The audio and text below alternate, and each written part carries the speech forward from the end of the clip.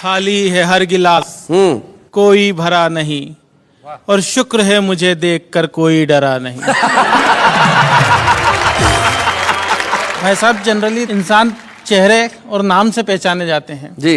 मैं विश्व में पहला ऐसा व्यक्ति हूं जो केवल अपने दांतों से पहचाना जाता है। क्योंकि अंधेरे में केवल यही चमकते हैं। चलिए यहीं से शुरुआत करता हूं कि एक बार बिना कुछ लिखे हम मंच पर जाकर चीखे कि मैं भ्रष्टाचार मिटा दूंगा, इन घूसखोरों को धूल चटा दूंगा, मैं करूंगा सही और गलत में पूरी ईमानदारी से भेद, और तब तक चैन से नहीं बैठूंगा जब तक नहीं कर दूं इस काले धन को सफेद। अच्छा, बहुत अच्छे। तभी पब्लिक में से एक खड़ा होकर बोला, भाई साहब रुकावट के लिए खेद, आपके कथन में ये भेद, इस काले धन का जो करना हो करना बाद में, पहले अपने आप को कर लो सफेद। बहुत अच्छे संजय। मंच से काफी बड़े बड़े कवि बैठे हैं, मेरा सौभाग्य के इस मंच पर आके इनके सामने कविता पाठ कर रहा हूं। तो कई प्रकार की बातें हुई मंच से, नेताओं के बारे में भी हुई। आपकी नाग पंचमी पर जब दिखाई नहीं दिए नाग और सपेरे, तभी घर पर आए एक पड़ोसी मित्र मेरे। मैंने कहा क्या हाल है? वो बोले कि नाग पंचमी के पावन पर्व पर लगता है नागों का पड़ गया अकाल है, अब आप ही हमारी इस समस्या का समाधान कीजिए, हमारे अच्छे पड़ोसी होने का सच्चा परिचय दीजिए। नाग तो हमें मिले नहीं, इस बार आप ही दूध पी लीजिए। मैंने कहा यही फार्मूला तो मैं सुबह से आजमा रहा था, और जब सफलता नहीं मिली तो हार कर आपके घर आ रहा था।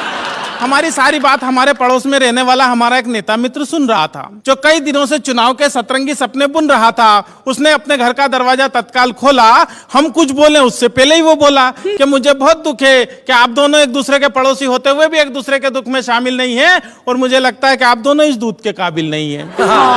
अब तक आपकी हर समस्या का समाधान हम ही ने किए हैं, और सब जानते हैं कि हम तो आपकी सेवा के लिए ही जिए हैं। आपकी इस समस्या का समाधान भी हम ही करेंगे, और आप घबराइए मत, आपके नाग देवता का दूध हम पिएंगे। अच्छा, मैं समझ गया नेताजी का दूध के प्रति ये लगाव। दरअसल आने वाले हैं कुछ दिनों बाद चुनाव। क्या बात है। मैं भी मौका नहीं चुका, और नेताजी इससे आगे कुछ न बोले, इसलिए एक पल भी नहीं रुका, और दूध से भरा हुआ प्याला नेताजी की ओर बढ़ाया। किंतु नेताजी ने जैसे ही दूध पीने के लिए प्याला मुंह से लगाया, दूध अपनी पवित्रता खोने से पीछे हट गया, क्योंकि नेताजी के छूने के पहले ही दूध फट गया। क्या बात है भाई, वाह वाह वाह वाह। नेताजी के छूने के पहले ही दूध फट गया। हमने कहा नेताजी ये तो सब आपकी राजनीतिक शतरंज के चुनावी पासे हैं, और आप दूध के नहीं इस देश की जनता के खून के प्यासे हैं। वाह वाह वाह वाह, बहुत अच्छा, बहुत बढ़िया।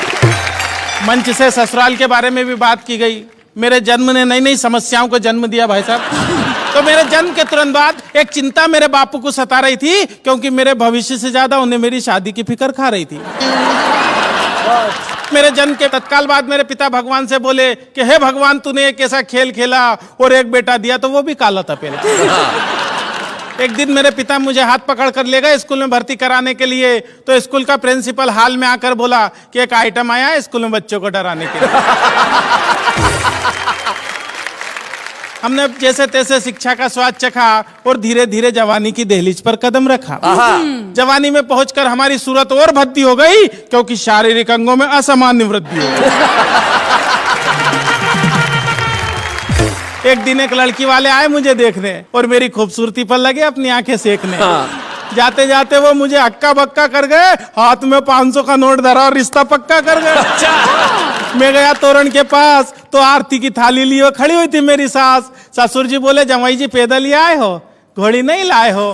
मैंने कहा ससुर जी घोड़ी की किस्मत जाग गई, और मुझे देखा तो वो भी डर के भाग गई।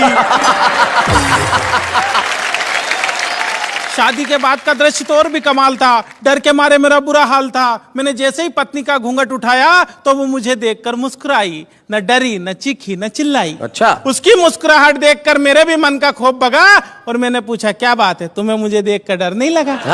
पत्नी बोली मैं एक नहीं दो नहीं पूरे 7 जन्मों के लिए आपसे बंधी हूँ, और डरने की क्या बात है, मैं तो जन्म से ही अंधी हूँ।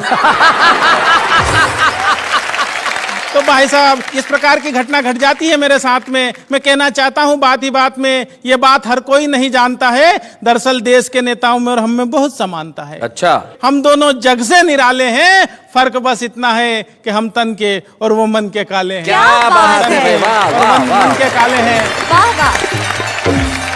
और तमाम बातें करने के बाद अपनी काव्य यात्रा यहाँ से खत्म करना चाहूंगा कि गरीब के मुंह से छिनते निवाले देखे हैं, हमने रोटी सेकती हुई माँ के हाथों में चाले देखे हैं, और हम तो सिर्फ तन के काले हैं मित्र मेरे, हमने तन के उजले लोगों के मन बहुत काले देखे। क्या बात है, वाह वाह वाह।